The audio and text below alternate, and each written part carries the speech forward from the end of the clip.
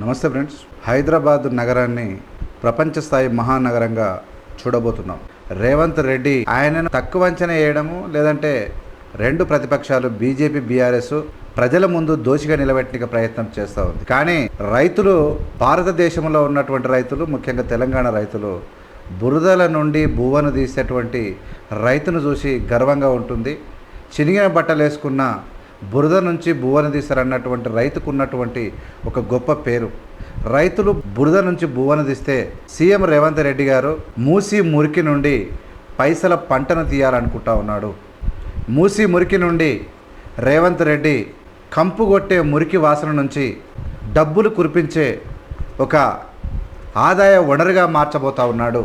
ఇలాంటి అవకాశాన్ని మన రాష్ట్ర ప్రజలు ఒక గొప్ప అవకాశంగా తీసుకోకపోతే మాత్రం అత్యంత డేంజర్గా ఉంటుంది. హైదరాబాద్ మహానగరంలో ఒకప్పుడు మన తాత ముత్తాతలో హైకోర్టుకు వచ్చిన, ఉస్మానియా దవాఖానకు వచ్చిన టిఫిన్ తిని అందులో ఉన్న మూసిలో ఉండే నీళ్లు తాగేవారట.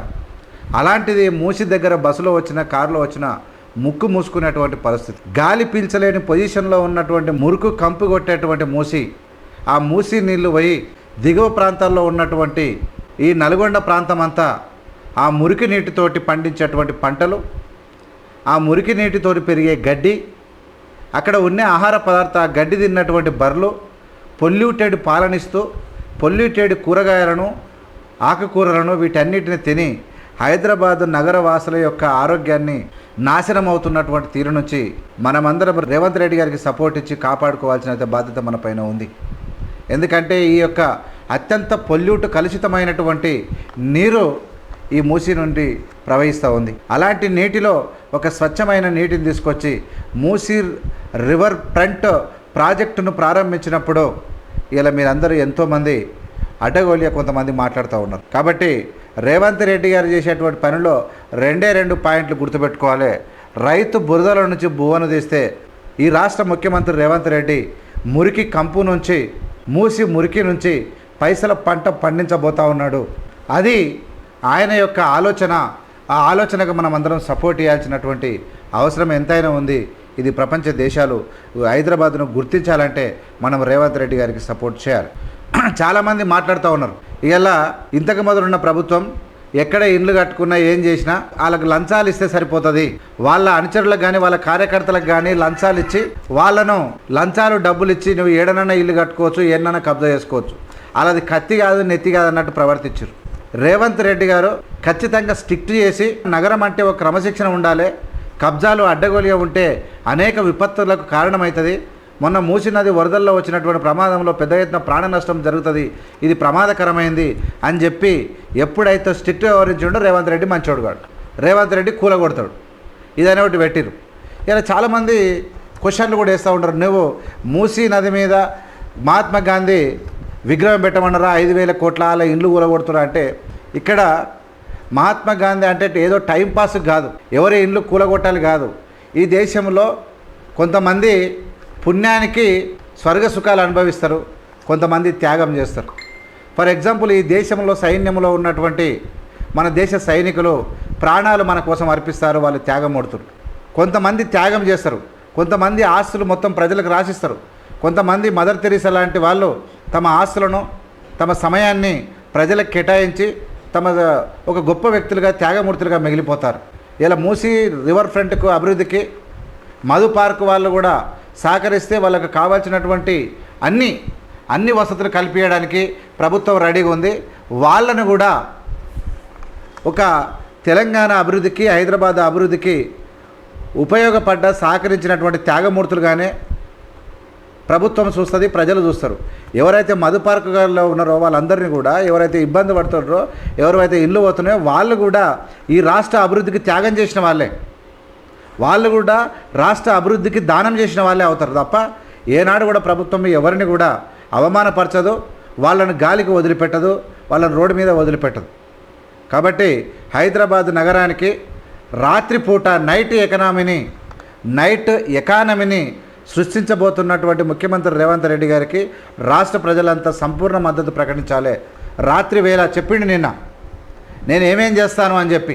రాత్రిపూట మూసి రివర్ గుంట అద్భుతమైనటువంటి క్లీన్గా అయినాక, మురికి పోయినాక, నదికి 2 పక్కల రోడ్లు అభివృద్ధి అయిన తర్వాత అక్కడ చేసినటువంటి జరిగేటువంటి బిజినెస్ రాత్రి మొత్తం కొన్ని వేల కోట్ల బిజినెస్ ఇచ్చి రాష్ట్ర అభివృద్ధికి ఉపయోగపడుతుంది.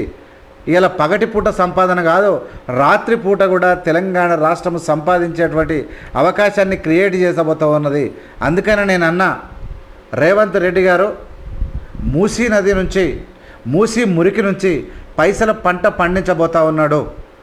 కాబట్టి రాష్ట్ర ప్రజలందరూ పెద్ద ఎత్తున మద్దతు ప్రకటించాలి, పెద్ద ఎత్తున సహాయ సహకారాలు అందించాలని కూడా ఏవిఎం ఛానల్ తరపున నేను విజ్ఞప్తి చేస్తూ ఉన్నా. ఎవరు కూడా ఆయన చేసేది మామూలు విషయం అదొక్కటే కాదు. హైదరాబాద్ నగరంలో నైట్ హబ్ కాకుండా అదొక్కటే కాదు, పక్కనే ఉన్న శంషాబాద్ని మెట్రో రైళ్లకు ఒక హబ్గా ఏర్పాటు చేసి డైరెక్ట్ అమరావతికి bullet train, direct Bengaluru bullet train, direct Chennai bullet train పెట్టి మహానగర్లో గంటల్లో వ్యవధిలోనే ట్రైన్లు ఎక్కి ఇలా చెన్నైకి, బెంగళూరుకు అప్ అండ్ డౌన్ చేసుకునే అవకాశాలు హైదరాబాద్కి వచ్చే. శంషాబాద్ హబ్గా ఉంటుంది, హైదరాబాద్ ఇక్కడ వస్తుంది. శంషాబాద్ సెంటర్ పాయింట్ పెట్టి పెద్ద ఎత్తున అభివృద్ధి చేయాలనుకుంటున్నటువంటి రేవంత్ రెడ్డి గారికి ప్రజలందరూ సహకరిస్తే ప్రపంచ నగరాలలో హైదరాబాద్ నగరం నిలవబోతూ ఉన్నది. ఎవరు కూడా పరిశాన్ కావాల్సిన అవసరం లేదు. ఇలా ఖచ్చితంగా పొల్యూషన్ తగ్గుతుంది, హైదరాబాద్లో వాసన పోతుంది, పంటలు ఆరోగ్యకరమైనటువంటి నల్గొండలో ఉన్నటువంటి ఆరోగ్యకరమైన పంటలు వస్తాయి, ఆరోగ్యకరమైన కూరగాయలు వస్తాయి, ఆరోగ్యకరమైనటువంటి పాలు వస్తాయి. తద్వారా మనకు రాత్రి ఎకనామీ వస్తుంది, మనకు హైదరాబాద్ నగరానికి చూడడానికి టూరిస్ట్ ప్రాంతం పెరిగిపోతుంది. ఇక హైదరాబాద్ అత్యంత గొప్పగా డెవలప్ కానికి అవకాశం ఉంది. కాబట్టి రేవంత్ రెడ్డి గారికి అందరూ సపోర్ట్ చేస్తారని చెప్పి మీ అందరికీ విజ్ఞప్తి చేస్తూ ఉన్నా. ఖచ్చితంగా ఆయన అంటే ఒకటే మనం గుర్తుపెట్టుకోవాలి, మనకు ఆయన యొక్క గోల్ ఏంటంటే వరల్డ్ క్లాస్ సిటీగా చేయాలనుకుంటా ఉన్నాడు. హైదరాబాద్ నగరాన్ని ప్రపంచ స్థాయి నగరంగా తీర్చిదిద్దాలనుకుంటున్నాడు. కాబట్టి ఆయనకు మనం అందరం తోడుగా ఉండాల్సిన బాధ్యత మన పైన ఉందని తెలియజేసుకుంటూ, ఖచ్చితంగా ఈ వీడియోను సాధ్యమైనంత వరకు మీరు ప్రజలకు చేరవేయాలి. ఎవరైతే ఇండ్లు ఓడగొట్టుకొని, ఎవరైతే మూసి ప్రాంతంలో రేవంత్ రెడ్డి గారు కొంత బలవంతంగా అనుకోవచ్చు, ఎట్లా ఒకవేళ మిమ్మల్ని వేరే జాగాకు షిఫ్ట్ చేసినా మీరు త్యాగం చేయాల్సిందిగా, మీ త్యాగాలు ఈ రాష్ట్ర అభివృద్ధికి, ఈ రాష్ట్ర ప్రజలకు ఉపయోగపడితే ఖచ్చితంగా మీరు చరిత్ర పుటలో నిలిచిపోతారని కూడా, ఎవరిని బరువు బాధ్యత లేకుండా, ఎవరిని అవహేళన చేయకుండా ప్రభుత్వం చాలా రెస్పెక్ట్గా మీకు కావాల్సింది మీకు అన్ని రకాల వసతులు కల్పించి పక్కకు జరిపే అవకాశం ఉంటుంది తప్ప ఇంకోటి లేదు. కాబట్టి ఎవరు కూడా ఎవరి మాటలు పట్టుకోవద్దు. ముఖ్యమంత్రి గారి మీద భారం వేసి ఆయన చేస్తున్నటువంటి పనికి సహకరించాల్సిందిగా మీ అందరికీ విజ్ఞప్తి చేస్తున్నా. జై హింద్, జై భీమ్, జై భారత్. చూస్తూనే ఉండండి ABM media. Thank you so much.